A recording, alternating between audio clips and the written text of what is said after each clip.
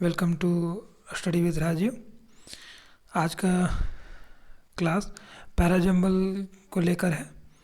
ये आपके एग्ज़ाम के लिए जो भी लोग चाहे वो एसएससी का एग्ज़ाम दें, बैंक का एग्ज़ाम दें या ऐसा हर एग्ज़ाम जिसमें इंग्लिश प्रोमिनेंट रोल में हो, वहाँ ये अक्सर पूछा जाता है। दोस्तों ये आज का वीडियो इसी चीज़ को लेकर डेडिकेटेड है और आप सीखेंगे कि कैसे बहुत कम समय में पैराजंबल बनाया जा सकता है। तो ये क्लास बहुत इंटरेस्टिंग होने वाला है और इसे काफ़ी ध्यान से करें, ये आपके बहुत काम का है। तो वीडियो को अंत तक ज़रूर देखें। और हाँ, अगर आपको ये वीडियो अच्छा लगता है तो प्लीज़ अपना फीडबैक दें, कमेंट करें और अपने दोस्तों के साथ शेयर करें। तो चलिए शुरू करते हैं आज की क्लास। ये है पहला क्वेश्चन। देखिए, दो तरीके के प्रश्न आते हैं। एक है जो वर्ड और फ्रेज के अरेंजमेंट में होता है और दूसरा जो होता है वो सेंटेंस के अरेंजमेंट में होता है। वर्ड एंड फ्रेज का अरेंजमेंट क्या है कि एक ही सेंटेंस को तोड़ के और फ्रेगमेंट में लिख दिया जाता है। जैसे ये पहला प्रश्न है विलियम शेक्सपियर वाला। तो ये क्या है कि एक ही सेंटेंस को ब्रेक करके और 6 हिस्से में कर दिया गया है और आपको उसको सीक्वेंस में करना है, राइट। और दूसरा क्वेश्चन ऐसे आता है कि 3, 4, 5 सेंटेंस दिया हो और उनका ऑर्डर बताना होता है कि पहले कौन होगा, फिर बाद में कौन होगा, फिर बाद में कौन होगा, राइट। तो दोनों प्रश्न को सॉल्व करने के लिए एक ही टेक्निक तो यूज़ नहीं कर सकते हैं, लेकिन इसे 2 पार्ट में करके देखेंगे। तो 5 क्वेश्चन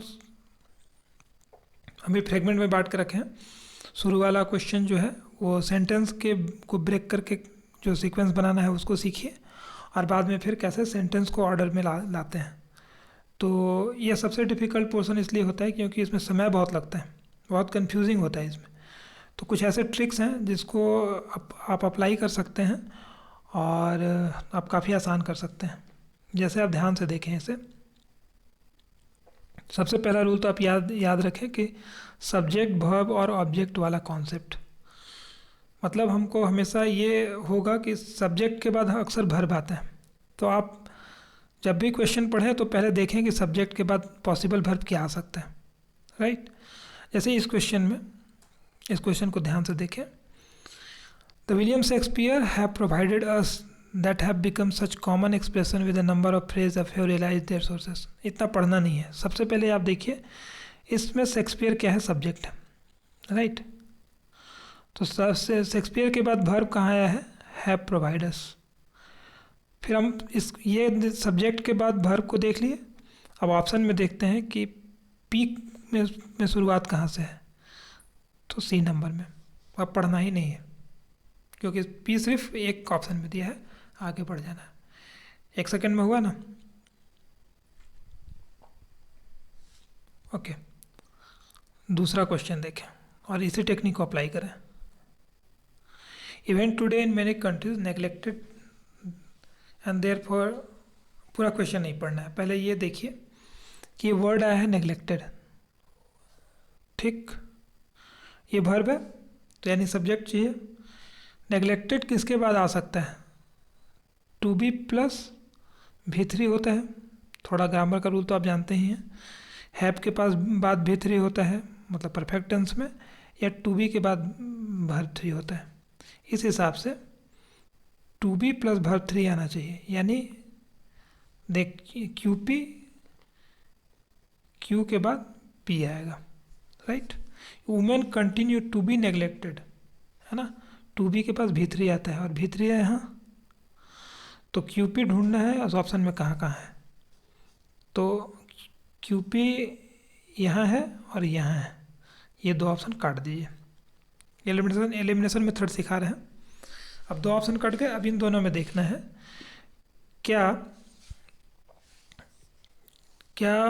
आर से सेंटेंस शुरू हो सकता है, नहीं हो सकता है। तो इस हिसाब से ऑप्शन बी जो है करेक्ट हुआ, है ना। क्या आर लास्ट में आ सकता है, या आ सकता है। एस लास्ट में आ सकता था, नहीं आ सकता था, तो बी का चुनाव हो गया। राइट। तो इसको समझने के लिए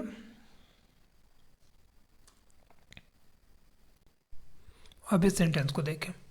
sometime you can figure out, फिर से यहाँ वर्ब मिला, तो सब्जेक्ट वर्ब और ऑब्जेक्ट का बात था, इस वर्ब के बाद एक ऑब्जेक्ट आना चाहिए, राइट। तो फिगर आउट के बाद ऑब्जेक्ट कहाँ है? यहाँ नहीं है, यहाँ भी नहीं है, यहाँ भी नहीं है, यानी एस बच जाता है, यानी सेंटेंस जो है वो एस से शुरू होगा, राइट। और देखिए एस जो है सिर्फ इसमें, ठीक है। तो sometime you can figure out an unfamiliar word from its context, ठीक है। समझ में आया होगा आपको कॉन्सेप्ट। अब जब भी हम बनाए तो ये देखें सब्जेक्ट के बाद वर्ब और वर्ब के बाद ऑब्जेक्ट, इस सीक्वेंस को ढूंढने का कोशिश करिए। इस तरीके के प्रश्न चुटकी में सॉल्व होते हैं, राइट। बिना आप कितना समय लग रहा है? 1 सेकेंड। अब आप इसे देखें, इस क्वेश्चन को। Carl Sagan the severity of problem says that with, पूरा सेंटेंस नहीं पढ़ना है, इसी तरीके से बना के देखें। एक वर्ब को पकड़ें, ये क्या है? अंडरस्टैंड। वर्ब के बाद क्या ऑब्जेक्ट आएगा? द सिविरिटी ऑफ प्रॉब्लम, मतलब से that we do not fully understand, हम क्या नहीं समझे? द सिविरिटी ऑफ प्रॉब्लम, यानी क्यू के बाद पी आएगा। अब ऑप्शन में देखते हैं क्यू पी कहाँ है। इसमें नहीं है, इसमें नहीं है, ये दो गया। क्यू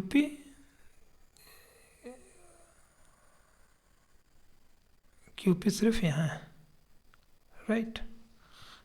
इसीलिए ये हो गया सही आंसर, ठीक है। आई थिंक आपको समझ में आया होगा। कुछ नहीं किया, ये वर्ब है, इसके बाद ऑब्जेक्ट चाहिए, राइट। तो वर्ब के बाद ऑब्जेक्ट कहाँ है? सिर्फ इसमें है, बाकी किसी भी सेंटेंस में नहीं था। ये अप्रोच आपको समझ में आ रहा है? इसे एक और तरीके से समझें। एक और ट्रिक है जो आप अप्लाई कर सकते हैं। जितना इम्पोर्टेंट ये सब्जेक्ट वर्ब और ऑब्जेक्ट वाला कॉन्सेप्ट है, सब्जेक्ट वर्ब और ऑब्जेक्ट वाला है, उतना ही इम्पॉर्टेंट है कनेक्टर्स को देखिए। जैसे सेंटेंस में अगर इसे एक और तरीके से बनाया जा सकता था, जैसे ये दैट है ना, कनेक्टर है। दैट के बाद एक सेंटेंस आया है, दैट नेक्स्ट जनरेशन में be badly affected, and that solution of cooperation, ये दोनों कनेक्टर से जुड़े हुए हैं। तो यानी क्या, आर लास्ट में आना चाहिए और सिर्फ इसमें है। तो आप ऐसे भी सॉल्व कर सकते थे।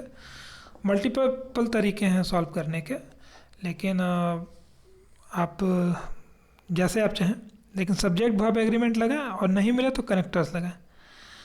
अब इसे देखें, ये बहुत कन्फ्यूज़न है। अगर आप इसे बनाने जाएंगे तो बहुत मुश्किल होगा, लेकिन अगर आप ट्रिक लगाते हैं तो 1 मिनट में सॉल्व हो जाएगा। ज़रा एक बार इसको ट्राई करके देखें,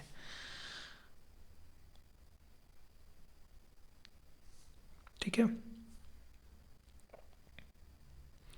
द डेवलपमेंट है ना, कनेक्टर देखिए, डेवलपमेंट ऑफ, और वो सिर्फ एस में है, ठीक है। द डेवलपमेंट ऑफ, ठीक है। तो डेवलपमेंट यानी इसका मतलब क्या कि क्यू के बाद एस आएगा। अब सीक्वेंस में देखिए क्यू एस कहाँ कहाँ उपलब्ध है, इसमें है, इसमें है, बाकी नहीं, ये सारा तो गया, ठीक। अब क्या एस आखिरी में हो सकता है? सेंटेंस पी से शुरू हो सकता है? नहीं, सेंटेंस पी से शुरू नहीं हो सकता है। Actually for him was more important नहीं हो सकता, यानी ये ऑप्शन तो गया। तो सही कौन सा हुआ? ये नंबर। आपको ये समझ में आ रहा है? थोड़ा डिफिकल्ट लग रहा होगा, फिर से देखिए। सेंटेंस में पहले कनेक्टर ढूंढना है, डेवलपमेंट के बाद कौन सा प्रीपोजिशन आएगा? ऑफ, ठीक। तो अब हमको देखना है इसमें क्यू और एस कहाँ कहाँ है। सिर्फ क्यू और एस यहाँ मौजूद है, ये दोनों काट दीजिए पहले, राइट। दोबारा से बना के दिखा रहे हैं। अब इसमें ये देखना है कि क्या सेंटेंस पी से शुरू हो सकता है? नहीं, एक्चुअली फॉर हिम के बाद तो अभी हम लोग पढ़ रहे थे ऑब्जेक्ट के बाद वर्ब तो नहीं आ सकता है, वर्ब के बाद ऑब्जेक्ट आता है, यानी पी तो नहीं है, तो क्या होगा क्यूएस। अब इसी वजह से यहाँ आंसर 1 होगा, ए होगा, राइट। आगे देखते हैं। अब इस सेंटेंस को देखें एक बार, खुद से ट्राई करें। अगर आप फिर से बनाएंगे तो कन्फ्यूज़न होगा, पर देखिए इसे बनाना कितना आसान है। जैसे the second motive at aiming at, सबसे पहले आपको कनेक्टर ढूंढना है, और देखिए इसका कनेक्टर यहाँ छुपा हुआ है। फिक्स्ड के साथ इन प्रीपोजिशन आता है, lies firmly fixed in the human nature. ठीक, पूरा सेंटेंस नहीं पढ़ना अभी। अब देखना है कि जो क्यू क्यू है वो लास्ट में कहाँ है, सिर्फ ये दो में, इन दोनों में तो नहीं है। अब दो ऑप्शन आ गए। अब इसमें ये देखना है कि सेंटेंस क्या एस से शुरू हो सकता है, तो देखना होगा ये सिंगुलर है ना, और अगर हम एस को लेते हैं तो ये दोनों दो हो गए तो प्लूरल हो गए, तो ये तो नहीं होगा। तो इसका मतलब क्या, आर आर सही है फिर।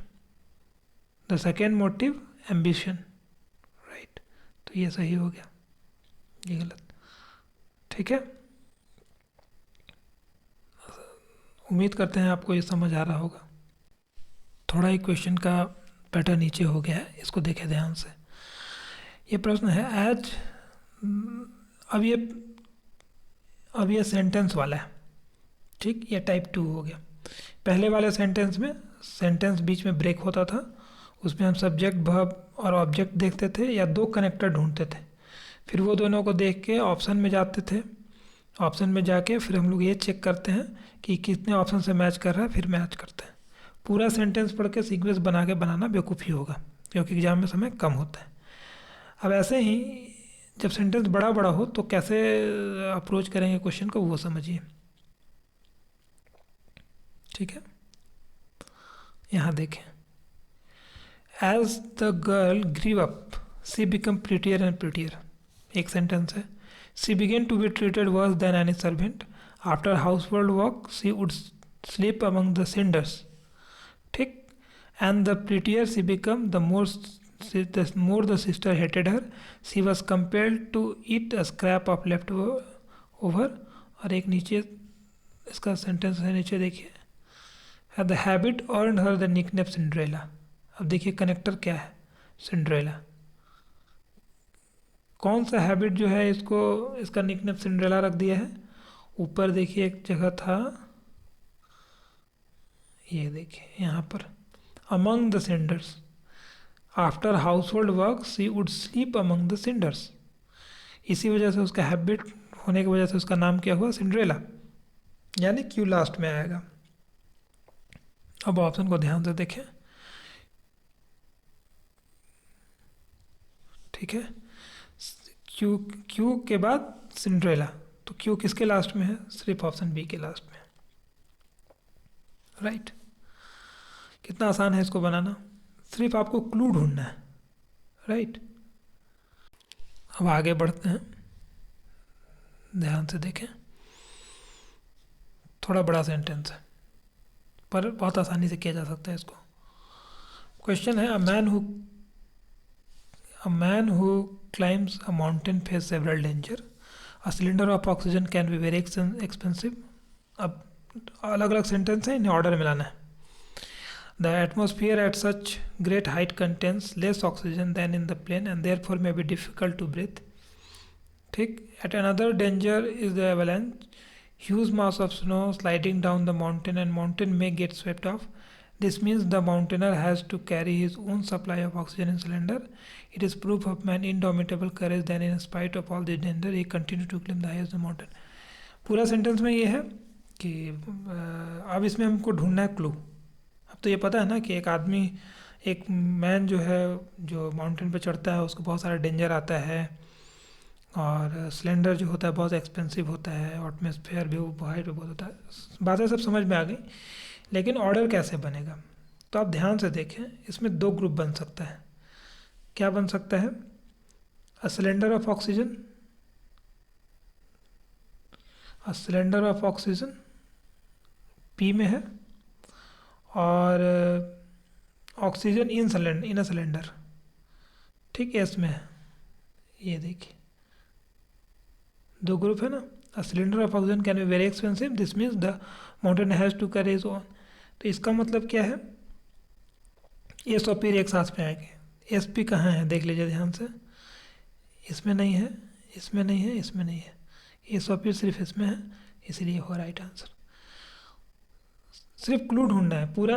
अभी तो हम पढ़ रहे थे जानबूझ के, एग्जाम में जानबूझ के पढ़ना ही नहीं, बस हमको क्लू ढूंढना है कि cylinder of oxygen can be very expensive and this means the mountain has to carry the supply oxygen in cylinder. तो cylinder of oxygen and oxygen in cylinder दो ग्रुप मिला, ऑप्शन में देखें सब कट गया, ये सही। अप्रोच कर पा रहे हैं, ऐसे ही बनाना है क्वेश्चन, राइट। अगला क्वेश्चन देखें। क्वेश्चन है, it is shocking to read that many more cigarette brands are going to be marketed in India. आपके समझदारी के लिए एक बार हम इसको समझा देते हैं कि ये बहुत शॉकिंग है ये पढ़ना। सिगरेट के जितने भी ब्रांड होते हैं जो भारत में बेचे जाते हैं, aren't these two at cross purpose, क्या दोनों अलग अलग क्रॉस पर्पस नहीं दिखाते हैं। एक तरफ तो गवर्नमेंट डिक्लेयर करती है नो स्मोकिंग जोन, ठीक है, the proposal appears to be awaiting the government approval. On the other hand दूसरी तरफ क्या कहती है government, to entertain unhealthy proposal like this is need to review government policy. तो कहने का मतलब है कि क्या ये कहना शॉकिंग नहीं है कि जो एक तरफ सरकार ये कहती है और दूसरी तरफ ये कहती है। तो ग्रुप तो आपको पहले ही बार में मिल गया कि on the one hand government declares no smoking zone, और दूसरा ग्रुप मिला on the other it entertains unhealthy proposal.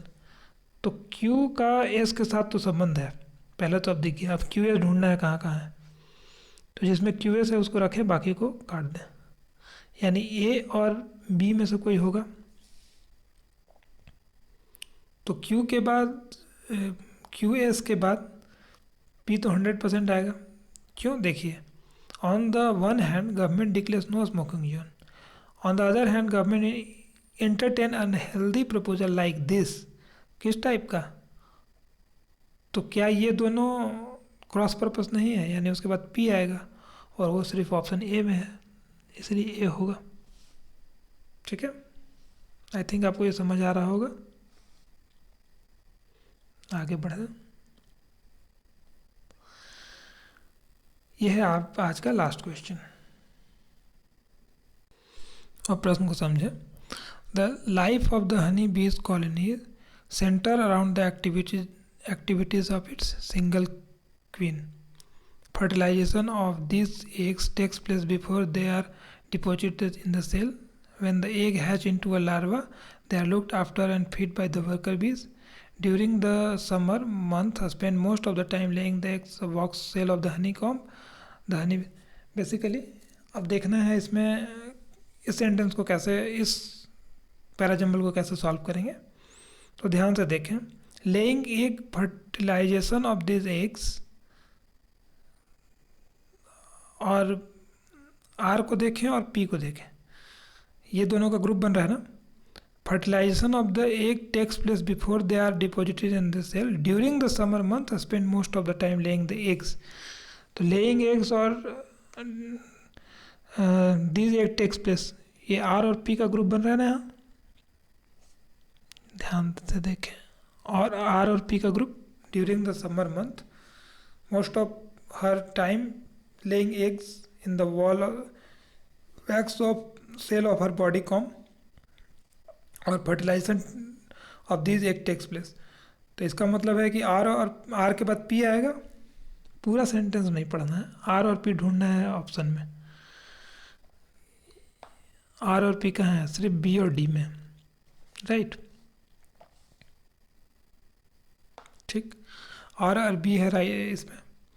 अब क्वेश्चन ये है कि क्या एस पहले आ सकता है। हनी बीज डज दिस, रानी मक्खी यह करती है, कैसे, ये तो नहीं आएगा ना। तो इसीलिए आंसर जो है बी होगा, ठीक। आर से शुरू होगा, है ना, उसके बाद पी, उसके बाद एस, फिर क्यू। दोस्तों ये थोड़ा आपको लेंदी लगा होगा, लेकिन शायद क्वेश्चन ख़त्म हो गया है। इस बात को समझ लें, सबसे पहले इम्पॉर्टेंट क्या है, पहले सेंटेंस को पढ़ें। अगर सेंटेंस ब्रेक है तो सब्जेक्ट वर्ब एग्रीमेंट वाला ट्रिक लगाएं, और जब सेंटेंस है तो कनेक्टर ढूंढें। ठीक, कनेक्टर मतलब क्या, प्रीपोजिशन, जैसे टू है, बट है, दैट है, इस तरीके का। वो नहीं मिलता है तो जैसे सिंडर और सिंड्रेला वाला देखे थे क्वेश्चन में, oxygen in cylinder and oxygen in cylinder and cylinder of oxygen, तो जहाँ ग्रुप मिलता है वो ग्रुप ढूंढें। तो छोटे छोटे कीवर्ड्स का अगर आप इस्तेमाल करते हैं तो पैराजम्बल्स आपके लिए आसान हो जाता है। क्वेश्चन का संख्या कम था। अगर आपको ये वीडियो समझ नहीं आया हो या आप इसमें और ज़्यादा क्लियरिटी चाहते हैं तो कमेंट बॉक्स में लिखें, इस पे एक अलग से वीडियो बना दिया जाएगा। इंग्लिश में आप किस टॉपिक पे वीडियो चाहते हैं प्लीज़ कमेंट बॉक्स में बताएं, या हमारे टेलीग्राम ग्रुप पे मैसेज करें। आपका सजेशन हमारे लिए बहुत इम्पोर्टेंट है। तो ठीक है, गुड नाइट, वंदे मातरम।